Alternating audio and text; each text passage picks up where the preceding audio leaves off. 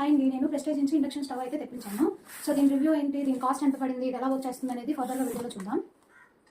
So దీన్ని అయితే ఇప్పుడు అన్బాక్స్ చేసేద్దాం. ఇది వాళ్ళే ఓపెన్ బాక్స్ డెలివరీ కాబట్టి వాళ్ళే ఓపెన్ చేసి ఇచ్చారు.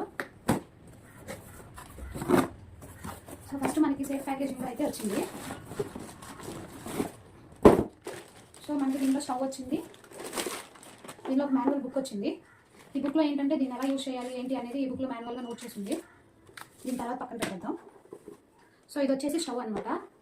సో దీనిలో మనకి 6 బటన్స్ అయితే ఉన్నాయండి. సో ఈ 6 బటన్స్ వచ్చేసి ఒకటి ఆన్ ఆఫ్ బటన్, ఇది ఫంక్షనింగ్ బటన్. సో ఇక్కడ ఏవైతే ప్రీసెట్ మెన్యూస్ ఉన్నాయో సో ఈ ఫంక్షన్ బటన్ యూజ్ చేసుకొని మనం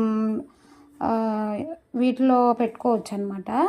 అండ్ ఇంకోటి ఏంటంటే ఇది ప్రెషర్ పవర్ వచ్చేసి మనం టెంపరేచర్ సెట్ చేసుకోవచ్చు, పెంచుకోవచ్చు, అండ్ ఇది డిక్రీజ్ చేసుకోవచ్చు. అండ్ ఇది వచ్చేసి రోటీ ఆర్ దోశ బటన్ అండి. సో ఇదేంటంటే మనం రోటీస్ చేసుకోవడానికి అండ్ దోశలు వేసుకోవడానికి ప్యాన్ పెట్టుకొని యూజ్ చేసుకోవచ్చు. అండ్ ఇది వచ్చేసి ప్రీసెట్ టైమర్ అనమాట. సో మనం ఎంతసేపు కావాలంటే అంతసేపు టైం సెట్ చేసుకొని యూజ్ చేసుకోవచ్చు. అండ్ ఇంకోటి చూస్తే ఇక్కడ ప్రెషర్ కుక్ అని బటన్ ఉందండి. సో ఇదేంటంటే మనం కుక్కర్స్కి బాగా యూజ్ చేసుకోవచ్చు. ఇది వచ్చేసి కర్రీ బటన్ అనమాట. సో ఇది వచ్చేసి వాటర్ ఎంతసేపట్లో హీట్ చేసుకోవచ్చు అనేది మనం ఇక్కడ పెట్టుకొని చేసుకోవచ్చు. అండ్ ఇది సూప్ బటన్. అండ్ ఇది వచ్చేసి మిల్క్ హీట్ చేసుకునే బటన్ అనమాట. సో ఇది సాటే బటన్ ఏంటంటే మనం వెజ్జీస్ ఏమైనా ఉంటే అవి లైట్గా ఫ్రై చేసుకోవచ్చు.